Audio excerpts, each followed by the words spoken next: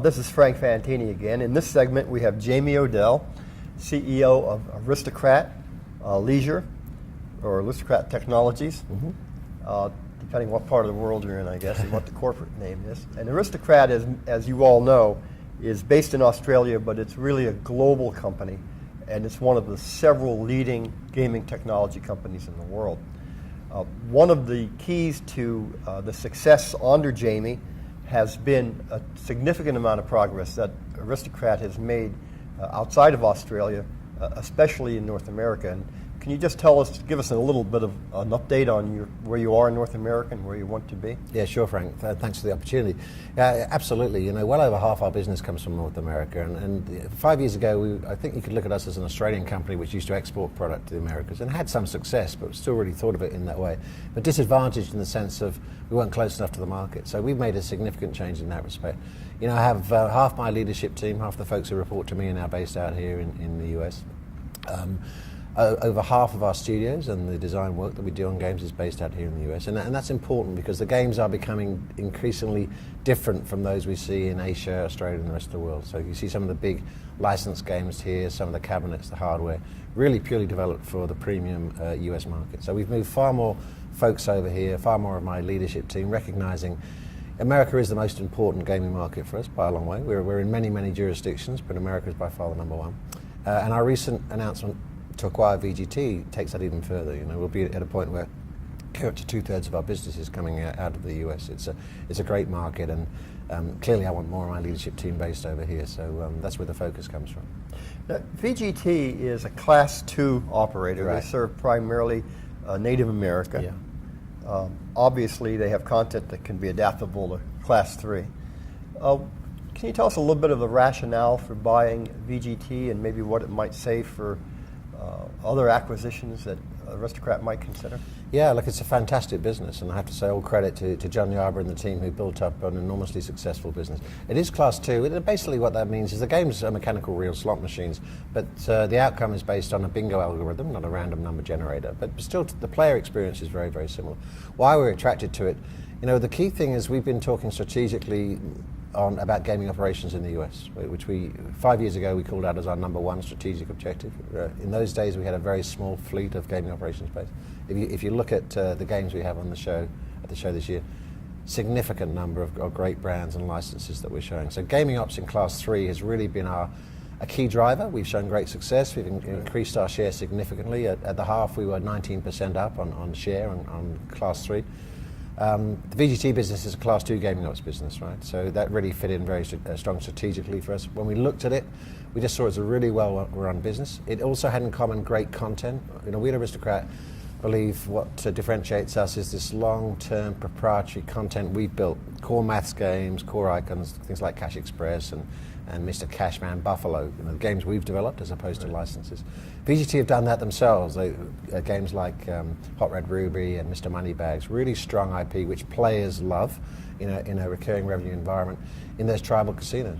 The final thing is we've always had great success with the tribal casinos in Class 3, if you go around California and other parts of the world. So we saw a lot of commonality there, and really that's why we were so keen to acquire the business. And I suppose if that's the common theme is for a major acquisition for us, we wanted something which was in an area where we were growing, where we'd proven we had some skills, but where we wanted to increase scale.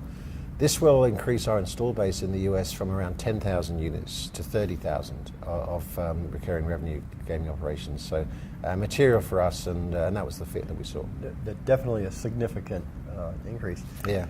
We've had, as we all know, a lot of super mergers almost in the supplier side, and we've got two huge lottery companies in Scientific Games and G-Tech that are now also slot machine companies and systems companies, and Interactive, whether Interactive is in the service of somebody else or they're operating their own social gaming sites and so on. Do you see Aristocrat making other acquisitions that would sort of broaden its services similarly?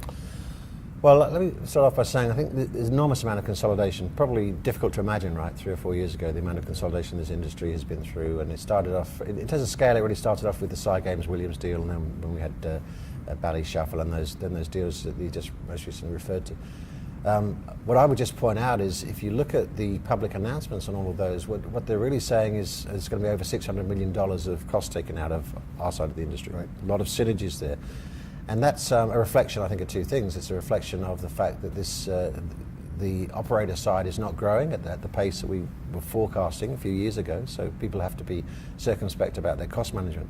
And the second is there's good value debt around at the moment. So there's been a wave of consolidation driven by those factors, and I think I'm very, very pleased, obviously, with the choice we've made to take VGT. In terms of Aristocrat, we've also been making a couple of digital acquisitions, and a much smaller scale, but I think that's the arena that would be our next primary focus. It's a more difficult pathway to go because there's a lot of emerging young businesses, and it's a younger industry. But we've been very, very pleased with the Product Madness acquisition we made in social gaming, and based out of London and San Francisco. And love to find the right sort of bolt-ons for those businesses. In terms of scale for us, our board are always open to good opportunities which make sense for shareholders, but I actually think we've got plenty on our plate for the next couple of years at least, so you never say never. But what you've got to make sure that you extract value from the deals that you've just done. So my feeling is let's close the VGT deal and make sure that that's working, and basically that's a pretty light touch operation for us. We're going to respect the current management who are doing a great job, make sure we focus on digital, and if there are further acquisitions in the short term, I would hope that we can find good opportunities in that digital arena, because that's fast becoming a big growth driver for us. Okay, very interesting. If you could describe the vision of Aristocrat 3 or 5 years out, what will the company look like then? It's a great question, and I think 3-5 years out, and even beyond that, I actually see ourselves as a content IP company. So what do I mean by that? If you think of forms of distribution, historically we have thought of ourselves primarily as a slot machines, and clearly a systems company as well. We have a great systems business with Oasis here in the US. But increasingly you think about what is the content that goes on the slot machine. And the slot machine itself, the hardware, and it looks fantastic. The whole industry, by the way, if you can see what the wheels and the bells and the lights, the machines are looking great. But in the future, that'll increasingly become evident as just one form of distribution. So you can launch games now, beautiful games on tablets, on iPads, on mobile, and they look great. You know, the quality of the graphics, the audio looks great. So for us, long-term future, collectively with our IP, you know, we have over 2,500 patents, so we're a really strong IP company. I'd like to think our future will be a content ideas IP company, and then we may choose to own other areas of how we distribute. Most likely we'd own, you know, the hardware, the box making. We may use third parties with other forms of digital distribution. But you can almost compare it to like a syndicated TV company, I think, in the future. You can go to a hotel room in Tokyo, turn on the TV, you're watching Seinfeld, right, made 15 years ago. Ultimately, that's the sort of IP I think we'll own and we'll be able to monetize effectively. And I think it's also engaging for employees to think that we turn ourselves, if you like, from, let's say, a bricks and mortar style business into an ideas, software, creative technology company. So that's where I hope we end up, but we'll have to see what trends emerge. Of course, the thing I'd state, which makes our industry different to unregulated industry, is a lot of what we're able to do is dictated by the regulators. So there's a lot we could do with things like mobile, but until they're regulated, we can't do them. So that's kind of, in some ways, a time constraint as to when we can go live on some of these ideas. Okay, great. Our key constituent is the investor. Yeah. Two-part question. Part one, and I ask this probably each year, is would you consider at some point a dual listing in the U.S. to raise your profile among investors, number one? And number two, what would you like investors to understand best about Aristocrat? Well, the first question is something my board and I do talk about. We don't have current plans for that, but I certainly, we're aware of the pros and cons of that, and I would say there are pros and cons. We're historically been an Australian listed company. The majority of our shareholders are Australian, but we would like to have more US companies on our register. So my answer would be we're open-minded to anything which improves the business, but no immediate plans for that. I think for investors, they need to know that we've got a sustainable growth story, and where's that going to come from? Sustainable cash flows, and certainly the VGT cash flows on the back of our own cash flows will make us a very healthy returning cash flow business, and that's going to be important. And growth, and growth is coming clearly organically from what we're seeing at the moment. We're taking market share, and I say that because there was a time when this industry was growing at such a rate you could just sort of ride the wave. You can't anymore. You've got to say, how can we compete more effectively, and we've been pleased to be taking market share here in the US in both the for sale segment and in gaming operations, and also this digital arena. You know, it's just in fledgling days, but what all of the slot companies are finding is that great slot content works better in digital than average slot content, and we've got that, as do some of our competitors. So I think we have a strong core business which is growing. We need to be humble about that, and we need to be focused. In other words, never become arrogant about growth. We have to drive it harder and harder.